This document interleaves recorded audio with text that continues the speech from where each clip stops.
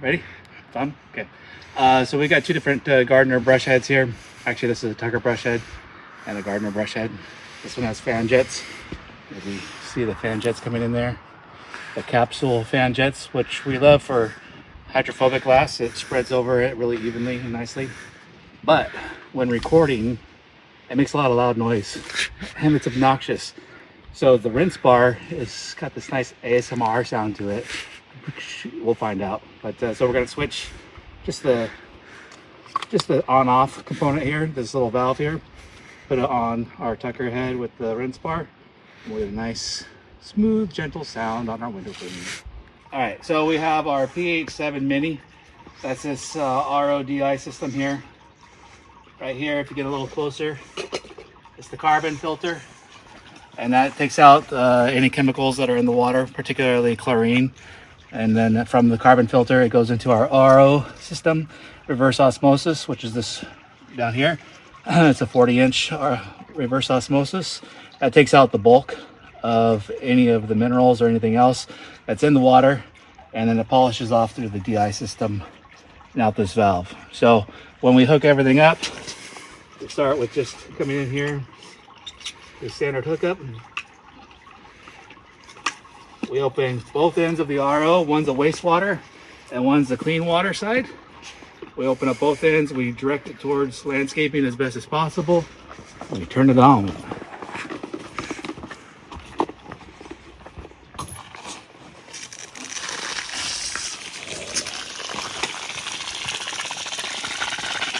Over here, you'll see that sometimes the hose has little kinks in it, slowing down the flow. So make sure your hose has got nice, no kinks in it. Once the bulk of the air has been pushed out of the carbon filter, we release or reduce the wastewater. Come on over here and get a shot of this. We reduce the wastewater to about like that, typically. Now we can control, if we need more pressure, we can get it way down, or if it's got too high TDS on the other side, we can let more out. But right when it starts to do a full fan is typically how I like it. You can also use a towel to kind of minimize its effect and just let it drain off into there. Not much volume coming out of that at all. While at the same time, we've got the clean side of the RO system pushing. After it runs for about a minute, maybe two at the most, you usually get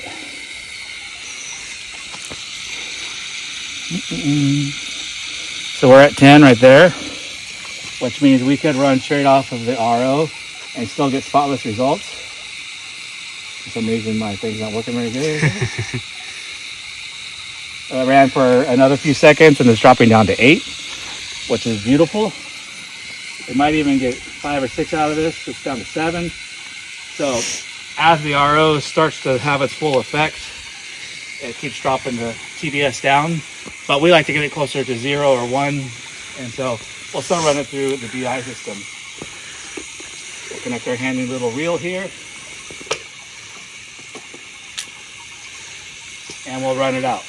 So we got our RO here. Let's check it again. What's our TDS right now is at 6, which is good enough, but we're going to polish it off.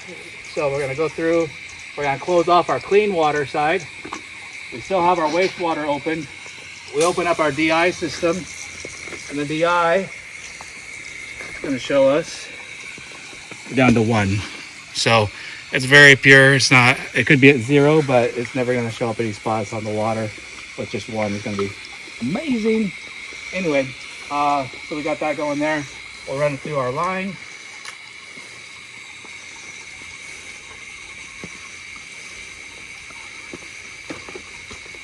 I usually like to wait for it to come out here so we have as little resistance as possible, as much water and time needed. It'll get here. It's on its way. Delivery. UPS. Well, I emptied that out really good before I put it away. So we've got about 150 feet of line here. There we go. So we got that. We keep this valve open so that we're not causing a lot of spray back in our faces. We connect it with a quick release, and we've got our rinse bar coming across the top. Whenever we start cleaning the house, we always pay attention to our high windows first. Got an on-off valve right here, so we don't need the wastewater coming out of it. So right up here, if you take a look, we got a transom window, and we want to give that a little bit of time to drip and dry before we clean the window below it, just to make sure we're not causing any undue problems. But we always start high and work low. This is the highest side of the house right here, so anything tall is going to be dealt with right now, and we're going to go ahead and get it done. Another thing to pay attention to is your footing. Always pay attention to your footing for trip hazards, but in particular something like this, customers really like their plants. And they let us know when we don't pay attention to their plants. So pay attention to their plants. They'll appreciate that. Here, we just want to make sure we're not stepping and crushing the plants. Of course, we're going to be working around them, so things are going to be draped around, but we don't want to crush or break anything. So always be mindful of the footing. And if you don't have to walk on the area, you can even stand back like I'm going to do here and stay on the sidewalk. And I won't have to walk across the plant. Angle the head to the angle I like. I like it a little bit off of straight through on this one from this angle here. You'll see why.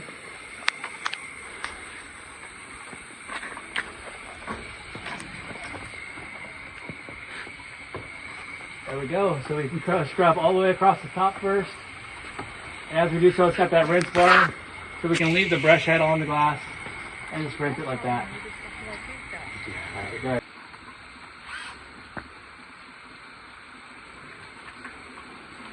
So here again, watching my footing, so I'm not walking on the plants.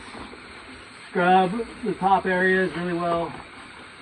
Make sure you get those rinsed down, no extra dirt coming down, get the cobwebs out of the way. There. Scrub the frames. Side to side here. I like to go both directions, up and down, and side to side. That way we get good coverage with a focus on the edges and the corners.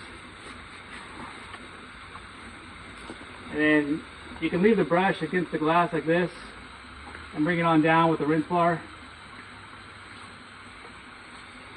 Or you can stand it off the glass a little bit and do the same thing.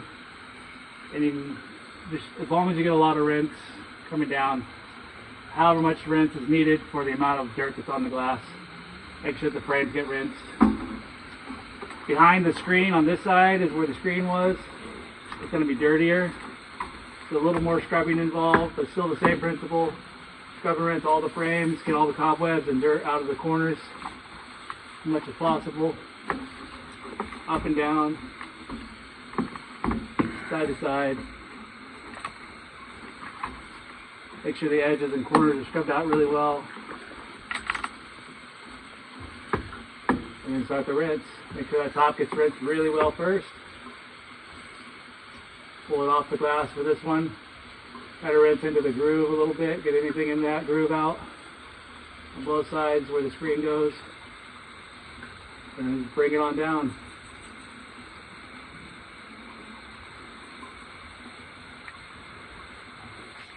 And then we're going to have beautiful windows when it's all done. Still rolling? Yeah. Alright, we also, while we're near a window, we want to take care of the screens if we can. So this screen was popped out from the inside.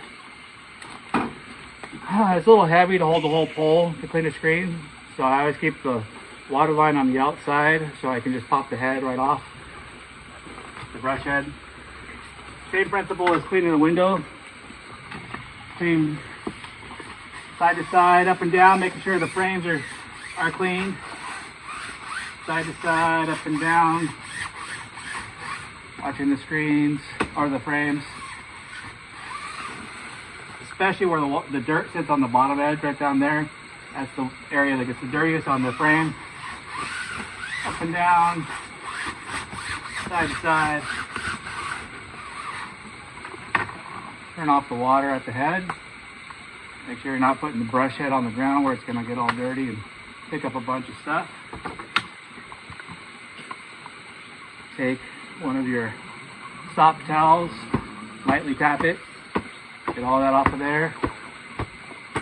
I usually like to try to tap it if possible on the side that people don't see the most. So this is the inner side. So when people walk around the outside of the house, they're going to see this side. This side should be nice and even and smooth. When you tap it, sometimes it dries it a little bit where you can tell where the towel hit it. And so I try to hide that as much as possible. If everything's done correctly and the window's looking good, you can put the screen right back in. But for today, we're gonna just let this dry off to the side while that dries a little bit more, and we'll come back and take a look at it a little bit later. The other thing you wanna do, we on? Yeah. Other thing you wanna do with your water line, go ahead and get a shot of the water line, is you wanna lay it out where it's not gonna be hung up on plants, on the house, on lamps that are in the walkway, whatever it is. So you always kind of lay it out around turns. Make sure wherever it's kind of getting bundled up on itself, it's kind of loosened. That way we're not causing any more problems down the line. But you only want to do it where you can't create a line of, where you can create a line of sight. Otherwise you'll be doing this every 5 feet, and that's just a waste of time. But because we're going to turn here and be at a different line of sight, we'll create a straight path where we avoid any of those kinks.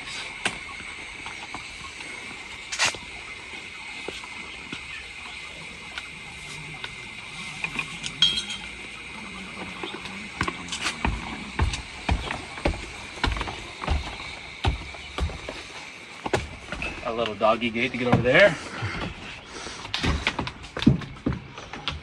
The other thing we like to do is we like to make sure that we're not dragging the hose line on anything that can get damaged. So this is just a pretty generic little doggy gate, no problems dragging it across that. But if that was some painted fixture or something, we would definitely not want to drag our line across it.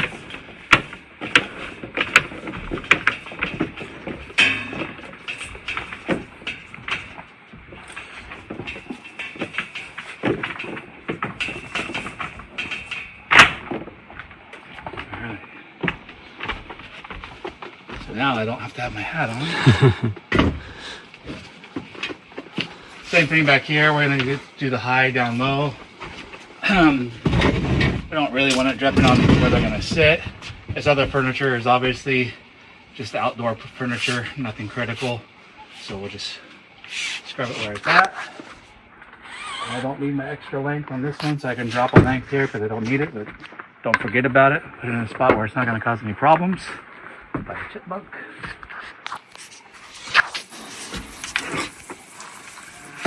So it's the same thing, working always from the top down, getting all of the frame first, any cobwebs that are attached to the stucco, flick side to sides, ups and downs into the corners, and a good solid rinse, get some of the sticker that got skin off. So rinse the stucco in between to get as much dirt off there so you're not causing more drip down. And then one below it. We'll do that on all of these.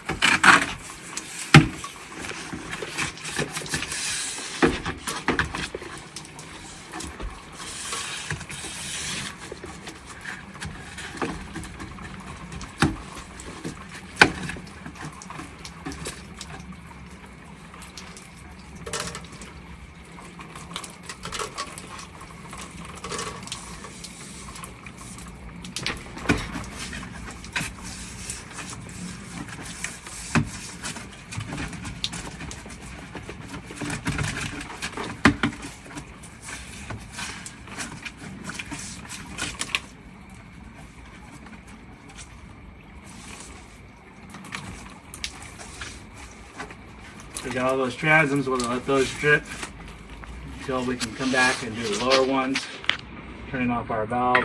I just pinched the line in between, by the way. You might see that the water flow, I just take a look at the water flow, and then I just pinch the line before I get a chance to close the valve, so that when I'm up 40 feet or whatever, I can still stop the water flow by pinching the line. conserves water, causes less mess. Watch your step.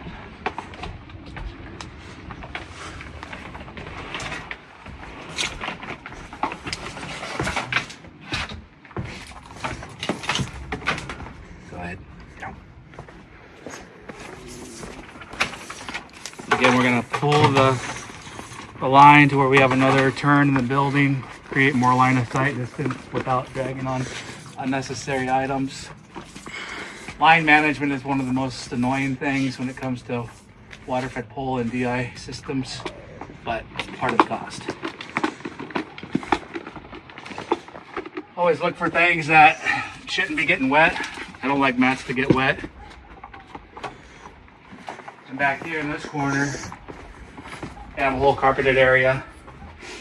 We already cleaned the outside of that door when we were inside, so we don't have to deal with that, but we'll trad this one so that we don't get it extra wet with the DI system.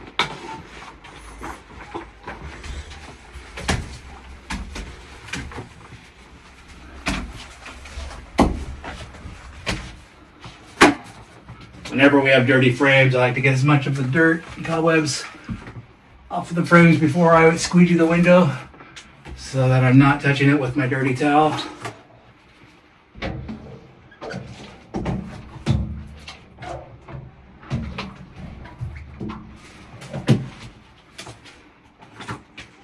Any extra water that's just splashed, get rid of it.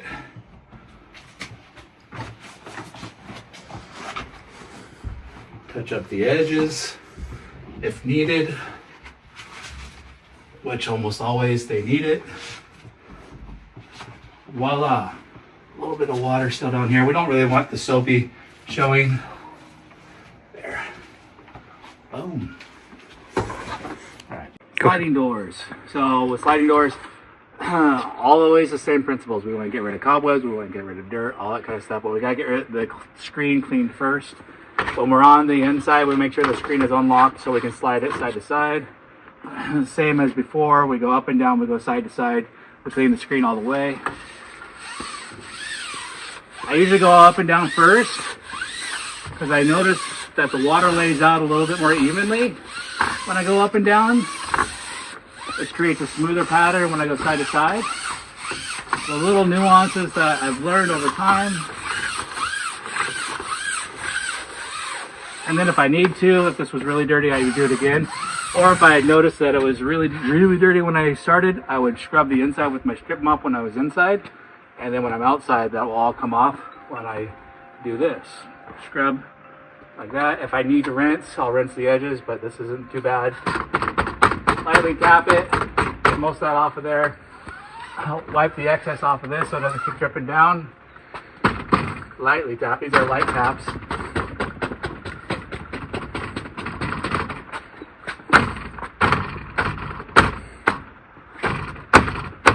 Over time, we called this the helicopter. Helicopter. Kind of sounds like one too. What's that? So then we have the window behind it here. We've got all that extra water that just splashed, so we just wipe it out. Get it out of the groove, out of the top, off the edges, any cobwebs or junk that are up in the first 1 foot or so of the glass. This is a pretty wet towel, so it's not drying up in there. We want to make sure it's dry. So always either wring out your towel or have a couple different towels with you that you can use. So there's that.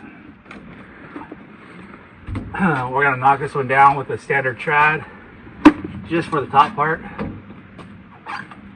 We have found over time that sliding doors in particular, all doors, but sliding doors in particular, they hold water and they drip dirty water back down after we DI them. So we don't like that. So we do a knockdown so we don't have any potential drips from the top. Everything's from here down and we clean it.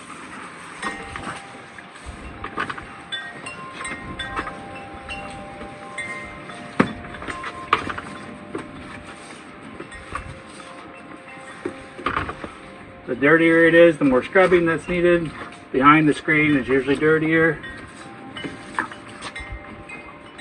We rinse right above where we did our knockdown. This is hydrophobic glass. You see that it's beading up instead of all in one sheet. See all the little spots? So it's actually not rinsing as easily when we do that. That would probably be just fine what I did, but I usually go up and down and then do a side to side when it's hydrophobic, just to double check the rinse on it with overlapping side to side motions as it rinses all the way down.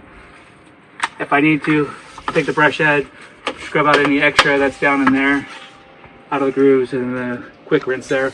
Also, after you've done that, if you rinse right along this edge here, it'll push inside of the screen and rinse the bottom of the frame, so you won't have unnecessary drips on the inside of the screen.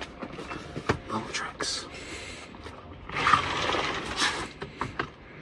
We always do the deep side first. Usually it's the side that slides. That way when we're over here, the screen isn't likely to touch. It's got a shallower distance, so when it's on this side, it's easy for it to touch the glass, causing more dirt and problems after we clean it. So we do the deep side first. Here we'll prep the window with a little scrub, like so. We'll take our towel that is now sopping wet, bring it out.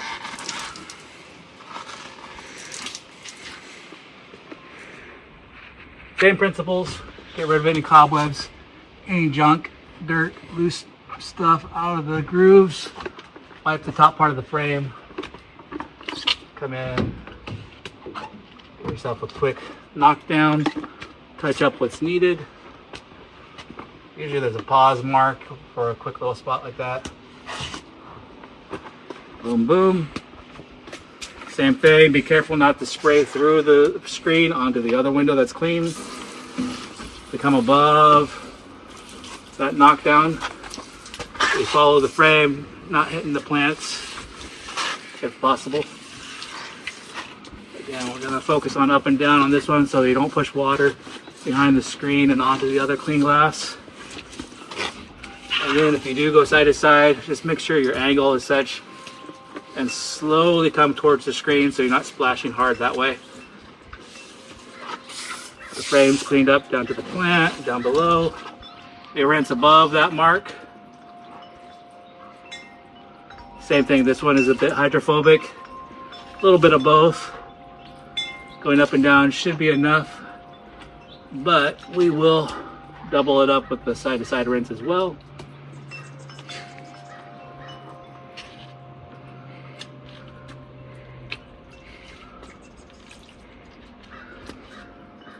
And get really close to the edge there, all the way down it. Then we have all of that looking beautiful. No potential for drip downs. DI'd, but with a knockdown, we're good to go. Go ahead. So this customer is really familiar with us, which is nice when we have long repeat customers.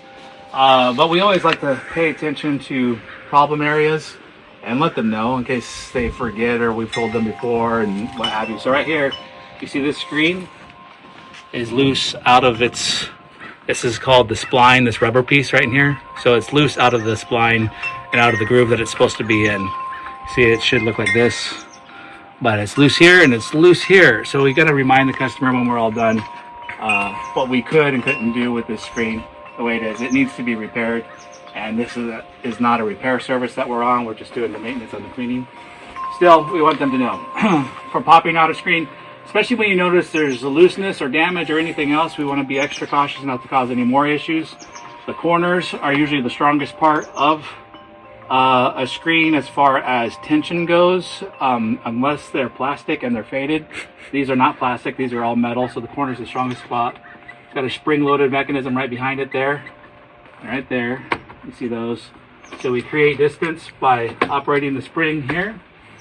We slide our trowel underneath it like this, and you can tell this one fits very snugly and gives just enough pressure to pop it loose from under there. Then you take your hands, gently pull it out, and there's the rest of the screen. But you can see that gap there and gap there. So we're going to be very gentle with this screen. What I like to do is leave it right below, let all the water rinse down on it, so it's time to just kind of soak and get as much dirt off of it. So by the time we do clean it, we don't have to really scrub it. We just get that moisture operating that's on there off of it. We're good to go.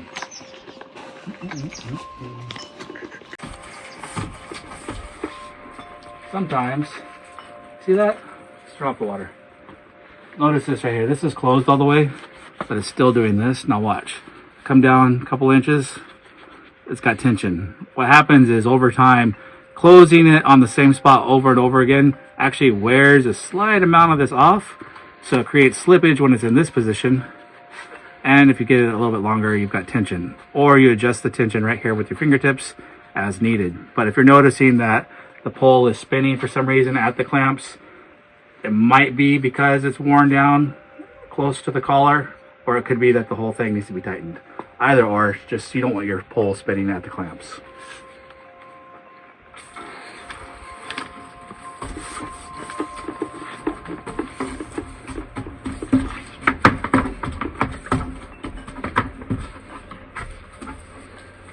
Notice this one here, how the water doesn't beat up. It's just flowing all the way off the glass. See that? Now look at the bottom one, how it's beating up. So the upper one is called hydrophilic glass, meaning it loves water and it just evenly comes across. You can do a really quick rinse and all that water just sheets all the dirt off. The little beads can hold dirt in them when they quickly beat up off to the side. That's why you gotta rinse them a little bit extra. So I usually do a double rinse on hydrophobic glass. Look for cobwebs and junk in the corner. And that's just bird poo, actually. So if you get an opportunity to make it look a little fresher, don't go crazy. It's the bird poo off your fingers. So to see how wet all that is down there, we won't even scrub that because it'll probably push the screen out even more. What we will do, we'll grab it, we'll dry off the frame, like so. Then we'll hold the screen in place as we gently brush it down and get all that moisture and dirt off of it.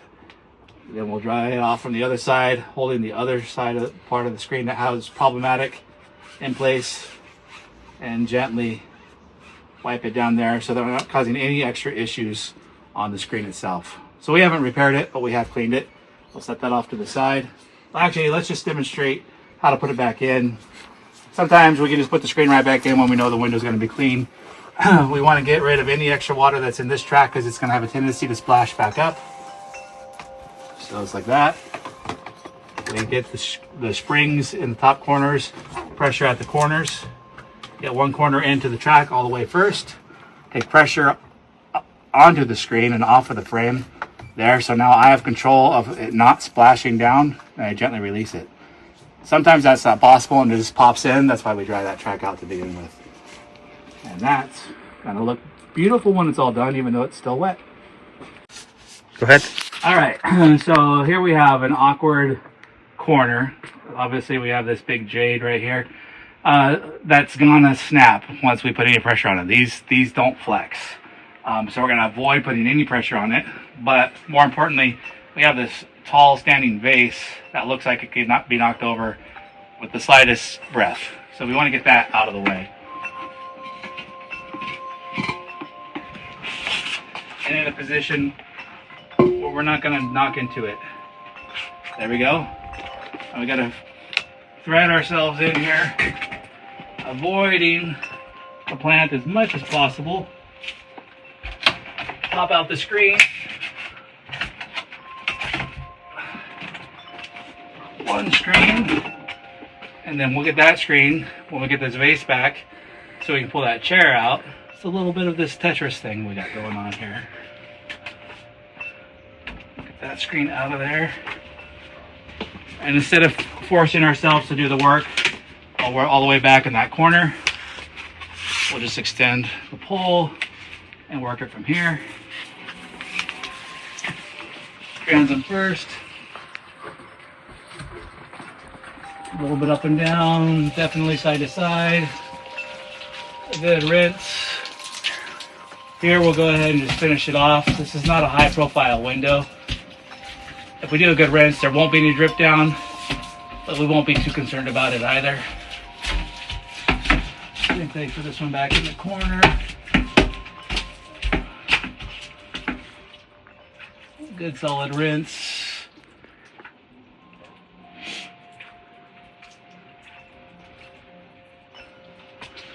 any extra rinsing off this steep ledge just to make it look a little bit prettier. Get any of that buildup off of there without going crazy. Those little things that customers don't know when you do it, but they do know when you don't. So they go, oh, that still looks horrible right there. I'm like, well, we didn't rinse it. But they won't know we rinsed it because it looks good. But we'd rather them not know we did good things than to know that we did bad things. Not bad things, but not the best. All right, we'll rinse this screen out here. This one's so small, I didn't worry about taking the brush head off. And I'm not too worried about going both directions on it because I can fix any of those mistakes with my towel. Just so it has good coverage. It's nice and small, so that's easy to do. Wipe the frames here. Lightly tap it. Give it a nice even smoothness. Wiping off any extra dirt and debris. Then we'll go put it back in, put that vase back, switch windows.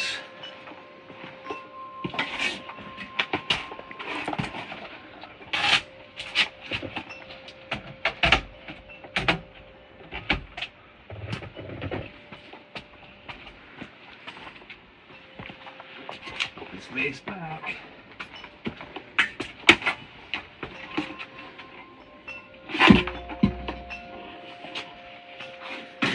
Pull this chair out.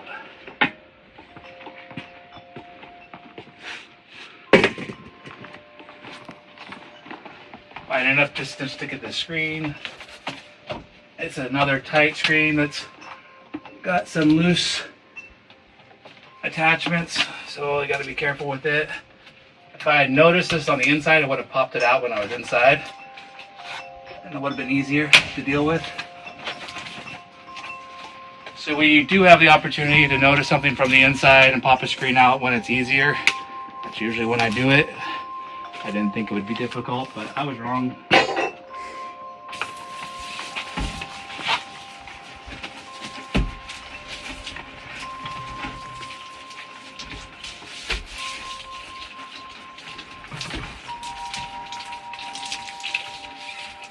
Here the brush or the pole is too cumbersome to get back in the corner and not hit the plant too hard, so I'll just hold it by its head.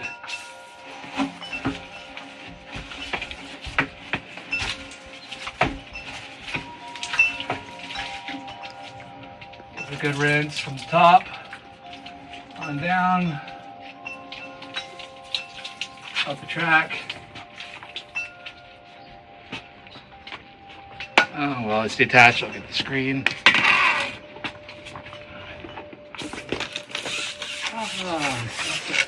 Drop the towel. That wasn't on camera, was it? Yeah, we don't like dropping good towels in wet water. Wet water, not saved dry most water. of it pretty fast. Never drop towels in dry water. Same thing, it's pretty fragile, so we're gonna be delicate with it. Barely scrub it, wipe it down. Give it a little tap. Very gently to cause no extra problems. Wipe out the track. And then get it back in.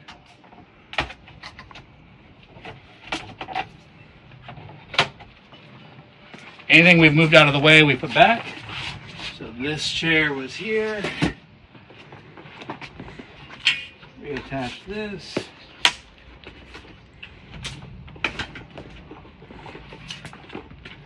And this chair goes here. There's the mat.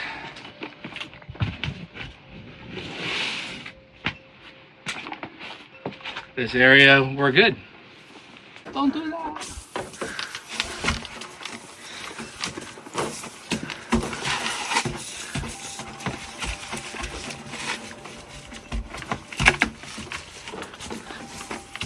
So with the swivel heads that we have attached here for the gardener heads and the tucker heads, whatever it is that you have attached to your gooseneck, You can go in this vertical position like this, or you can position it to where you go more in the up and down standard position. Either way, whatever gets the job done.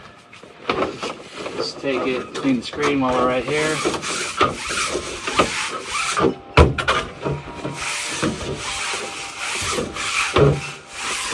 Yeah, we're causing a little extra drip and dirt on this top of this little toolbox thingy here, so we'll rinse that off when we're all done, just so it looks a little prettier when the customer comes walking around. Again, they won't notice that we rinsed it off, but if we leave it looking like this, they might go, that doesn't look good. So we just look for little things. All right, away we go. I already popped the screen loose on this one. Don't know if you saw that, but I popped it from the inside. I popped it out here, because the higher up you have to reach, the more annoying it is when you're on the outside. You have to deal with that. Come over here. We remember I said I was going to rinse this off real fast. Just a little quick rinse to get all that extra junk. Just make sure whatever you're rinsing, you're not going to cause more problems by rinsing it. Now, it should be rain resistant if it's on the outside. This thing's just ugly. You know what? Let's be extra nice. Let's give it a scrub. It's crazy how much dirt's on it and that you don't see until you spray the water on there. There we go.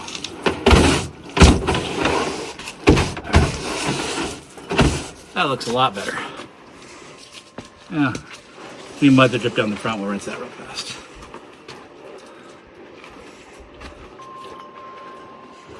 There we go. All right. Back to what we were doing. Cleaning windows. Hold the hose against the pole when you're above bushes, especially, so it's not getting hung up on the bushes or trees or whatever else. You have control of the hose. Both directions. Rinse the top. Up and down. Side to side. Both directions. Make sure the frames get a good scrub and rinse. Rinse the top. There's that. Good rinse going both directions on the hydrophobic glass. Nice easy one time on the hydrophilic glass. The extra cobwebs just rinsed off. Boom, done.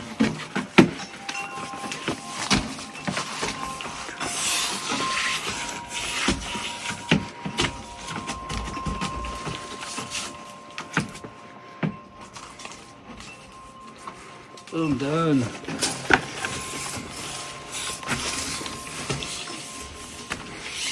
The screen just out of the way, so it's not gonna get hit while we're cleaning it. But it gets prepped with all the extra loose water coming down off of it. Rinse that top.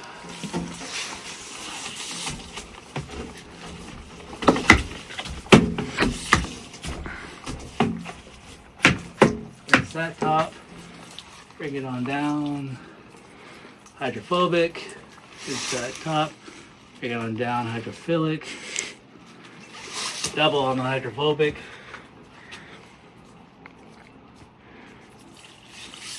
On the screen.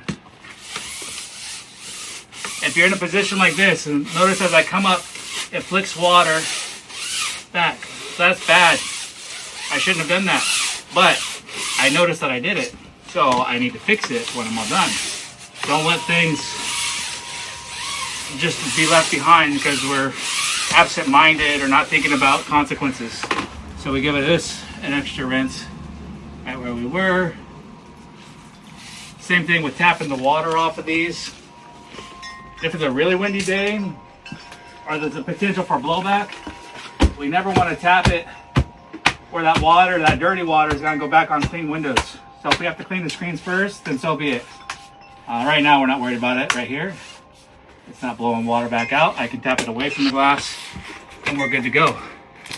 Pop it back in. Even while everything's still wet, it'll be fine. It's not gonna cry home. Oh, I wasn't put back in dry. It'll be fine. Don't worry about it. Here's a fun thing. Get a picture of that corner right there. Right up in that corner. Yeah. Yeehaw. Those do not like to come out. They're little cocoon thingies. Sometimes they're spider nests. Sometimes they are little caterpillar things, but even after I've scrubbed it several times, you see it's still just, it's still there. So sometimes we just gotta get in there and grab at it before it ever comes out all the way. And then if it ends up on the glass, but as long as we get it, of course, the farther away it is from our vision, like if it's on a 3rd story window, we're just gonna make sure the glass and the frames are cleaned. If those are still in there, then that's just the way life goes. We can't get boom lifts and clean out all that stuff for everything we do. I'm gonna go right there.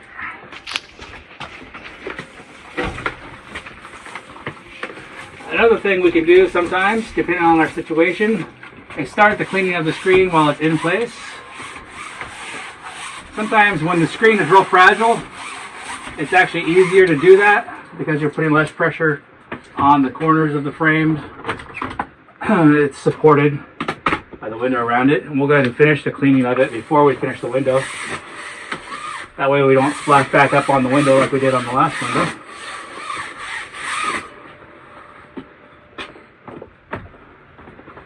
And here, because I haven't even cleaned the window, I can just tap all that dirty water back on it. I don't care. Not that that's what I would do on purpose, but just for demonstration's sake. Oh, here's another thing. Dry in the direction of your hand. What? Dry with the towel in the direction of the hand that holds it. So as you go across the frame, come towards your hand, like that. If you go the other way, if this hand's wet or dirty, every time you come this way, putting wet or dirty back on the frame. So you dry in the direction of your hand and take it to the very last corner, like that. I just use my palm right there and I'm holding it with the towel. Now the frame is all dry. There's no handprints on it. Set it off to the side. We'll finish the window. Dry the screen in the direction of your hand. Makes no sense until you do it.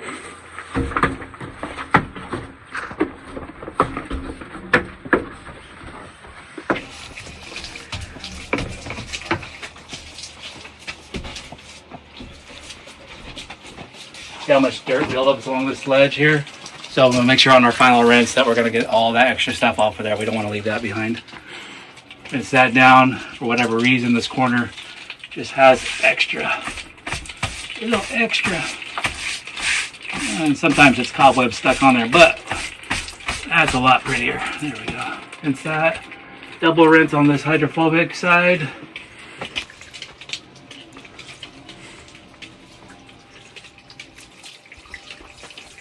Boom. This way, I'm not too worried about that lower track. If it's really dirty, I'll wipe it out. But because the springs are vertical, over here, we're not going to splash into that lower corner. Get rid of that leaf. Same thing though, I want to make sure that I keep tension on the spring right here, so that as I put it in place here and slowly release it back, we're not causing any undue issues. Boom. As I just splashed back on the window. All right, we're good. On? Yep. Okay, so we already cleaned the transoms back here. We're gonna remember, always remember what you've done and what you haven't done. So we gave these time to drip while we did the other half of the house. We gotta do these lower ones. Also remember that if you take things apart, put things down, that you pick them up on the way back. For instance, this is where I left my hat. It is also where I left the other part of the pole. I put them in a place where I have to walk through, so I'm less likely to forget them. So just little things to remember as we do our walk back, that we are picking up things we left behind and getting things done that need to be done in the right order.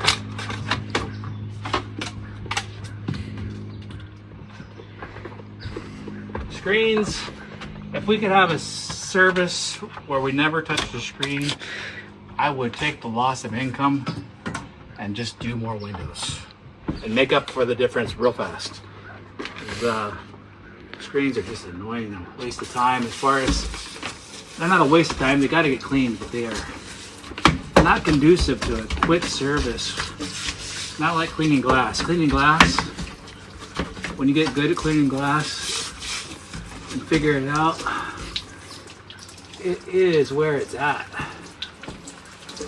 But screens are part of it, so we did the screens. Take the screens off, we wash the screens, and put the screens back in. I don't know, maybe there's a weird human somewhere that loves to clean screens and deal with screens. I don't know who they are. Zach, are you one of those people? Absolutely not. All right. Not that you would be weird if you did. But that's weird. I'm weird even if I don't.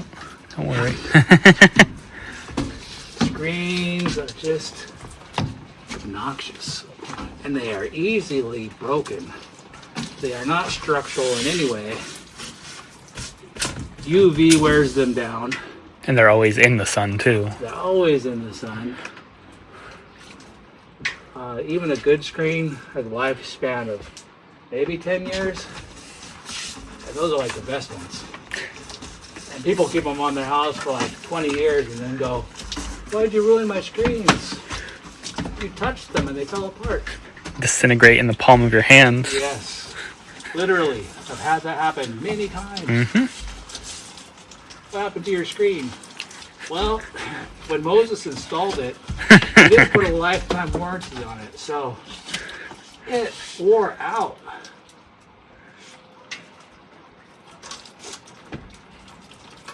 Rinse, rinse. Rinse, rinse.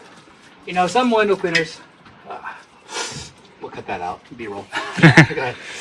Some window cleaners, when they're doing water-fed pole and DI work, they don't like to get water up and around because they're afraid it's going to drip down dirty water. We take a different approach. We say rinse all the dirt away and then we don't have a problem. So I like to make sure that when we're rinsing like these grooves here, that we get a good rinse up in there. We're not going to shy away from it. So that might be different than what other window cleaning services train with or how they operate, but I have found that A, the window is more clean, and B, there's less issues, and you can do it in a more efficient manner as you go through by simply doing the extra rinse. These screens, pull them off to the side. Oh, it was a good spot.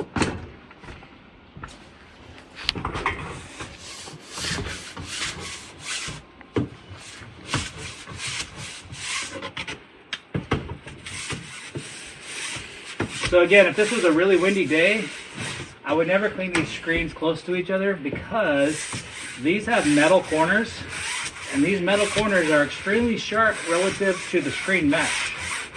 And so if one corner hits the screen mesh of the other one, which happens easily when it's windy, then you've got a tear in the screen, and that's our fault. Oh, look at that. The wind tried to blow it out of the way, just as I was talking about it. I'm not going to say anything about that other than... No. Anyway, yeah, so the windier it is, the more we want to keep these metal corners isolated so they're not dragging across the screen mesh of another screen like this. It'll cut right through that. I swear, just as we're talking about this, the weight is picking up. Like, couldn't have predicted it, but here we go. Anyway, so the windier it is, the more isolated we clean our screens. That way we're less likely to cause any damage. And it does not take that much wind to knock a screen over. No, it catches wind super easy. Yeah, a light breeze, especially the difference between a wet screen and a dry screen. Once it's wet, this is a solid panel. It will catch everything. When it's dried, at least it's got all those holes in it. And so the wind, the breeze blows through it. It'll still knock it over or into another one. But once they're wet, they grab like a sailboat, man. All right, cool. Go ahead. All right, so we're doing our final walkthrough of this side of the house. We always look where we've stepped and whatever. So I stepped in this little flower bed and obviously knocked out the leaves and debris. So we can just kind of push that back in place. Just remember, if you use the brush head for anything like that, it's gonna have extra dirt on it. So don't go straight back up to a window and do that. You can also just rinse things back if it's not too heavy of debris. But if you look at the face of it now, it's got all that dirt. So we don't like that. So we'll make sure that's rinsed out before we put it away. But we're done with everything else. So we'll leave the brush at the highest point so all the water can drain down to the lowest point as we turn off the system. Out of the way so nobody walks on it. Actually, I don't like laying it down in general, but there's not a really good spot to lay it in the corner. Here's a good corner. I like corners. Corners prevent it from tipping over. That right there. Right in the corner like that. It's in a high spot. We'll come down here, we'll turn off the system, and and I'll show you how to drain it out. Watch your step.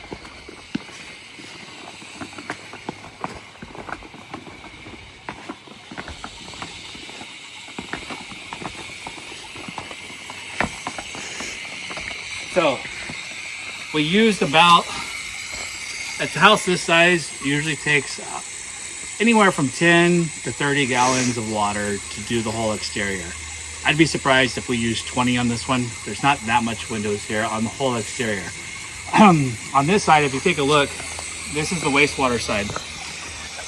Now, I've had customers say that they think we're using a swimming pool's worth of water when they see this going, because they think it's pushing out with more pressure or more volume than what's coming in. Somehow we're generating a suction, but we're not. We're actually limiting the amount of water that's coming out. So this, you can see just by the amount of moist ground and everything else, we've probably spent maybe 5 gallons over time, and it's just staying in one general place, soaking down. 5 gallons of water here, maybe 20 on the house. 25 gallons is nothing when it comes to cleaning any kind of exterior surfaces. So just for perspective, so customers understand how much volume is actually being used.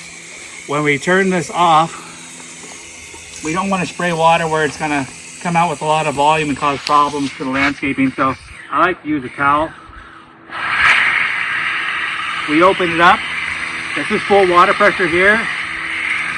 It's bouncing off the sidewalk and going out a little bit.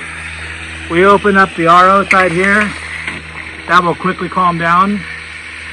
We close our DI system here. So now it slowly rinses that extra stuff out of the way while we turn off the valve at the source.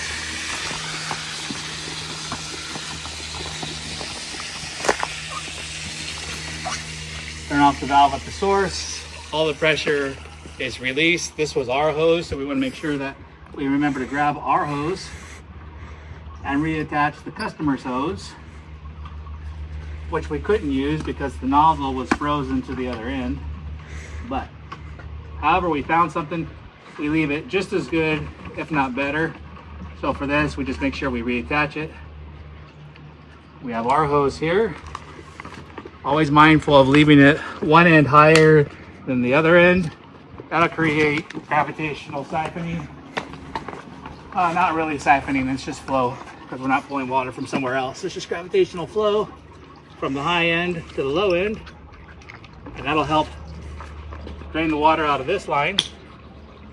Likewise, we release this here. We have it higher up over there.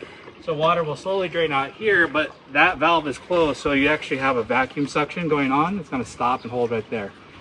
When we go up there, we'll open the valve, the water will drain out, and we can get our water lines after we put away our DI unit.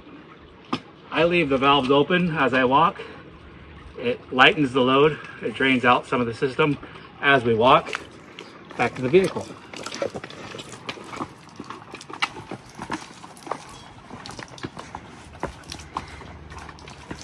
Oh, quick note, while I'm doing this, yes, this unit fully filled weighs over 50 pounds, about 50 pounds, fully filled with water. The tendency may be to grab this piece, like this, like this, like this, like this. This is all plastic bolted onto metal. We like the metal to hold the volume and the weight of the device. So don't grab the plastic pieces. If you need two hands, grab like you would lift anything appropriately with your back straight. Grab underneath the metal and hold it like that. But if you need two hands. I personally just simply like to walk with it angled so it's draining water.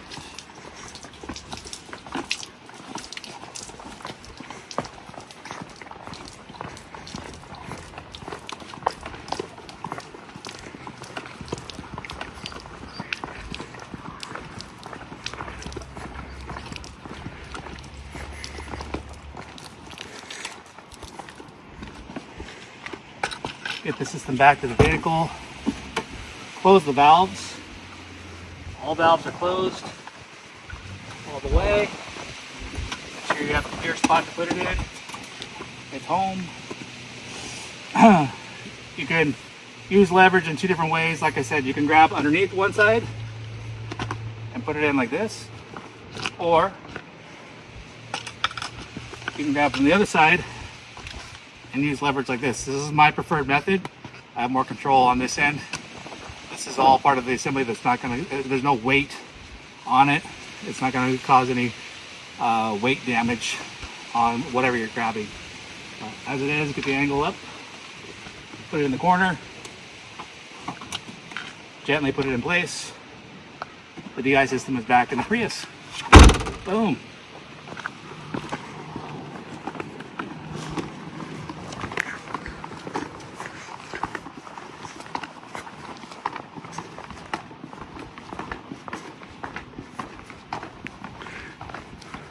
Now, like I said, it's got a vacuum right now because the valve's closed.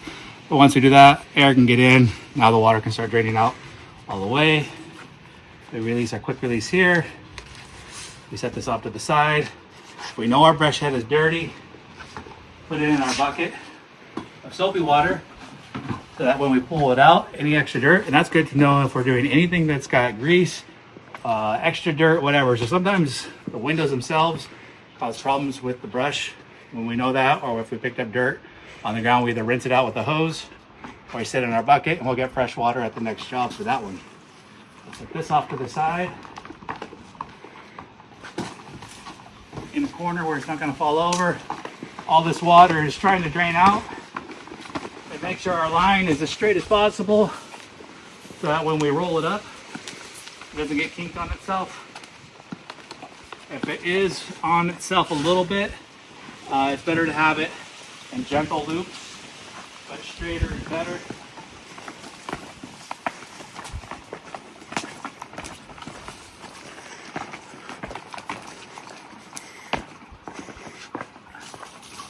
And now, as you can see, the excess water has mostly drained out of both lines. That and that. This goes up on the other end. I'll show you how to reel it up.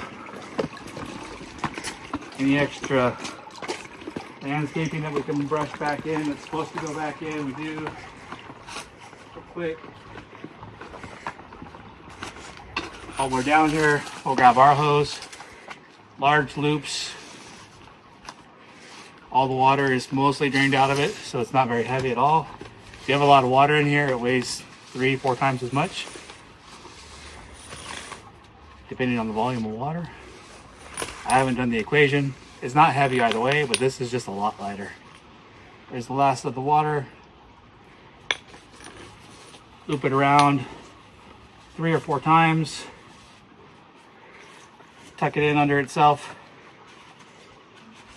and close it. Why do we close it? One, it stays in place easier when you put it back closed on itself. 2, if there is water in it, it's not draining out. Even though we put it in a bucket, that extra moisture gets in there, and then that moisture wants to evaporate, and then when I get in the vehicle in the morning, all that evaporated moisture is on the glass, and then I can't see out the windows, and it just causes more problems. So we like it as dry as possible. That's why.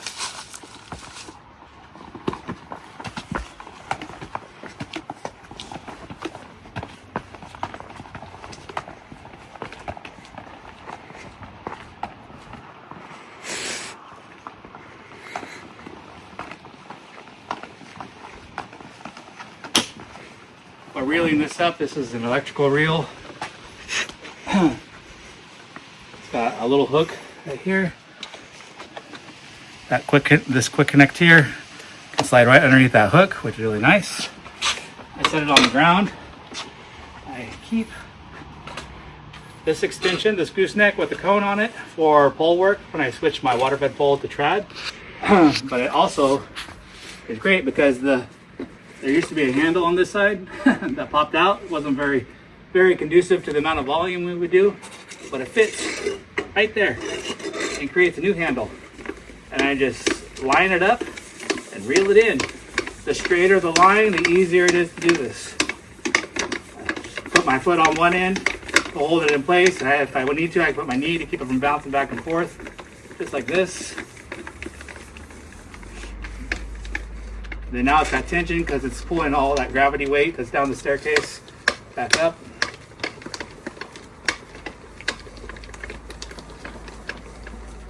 Combination of 5/16 line and 7/16 line for volume while not causing too much weight while the pole is up in the air.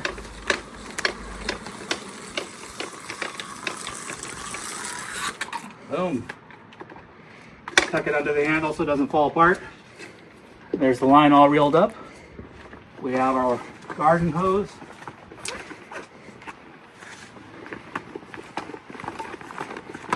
And these go back in the vehicle.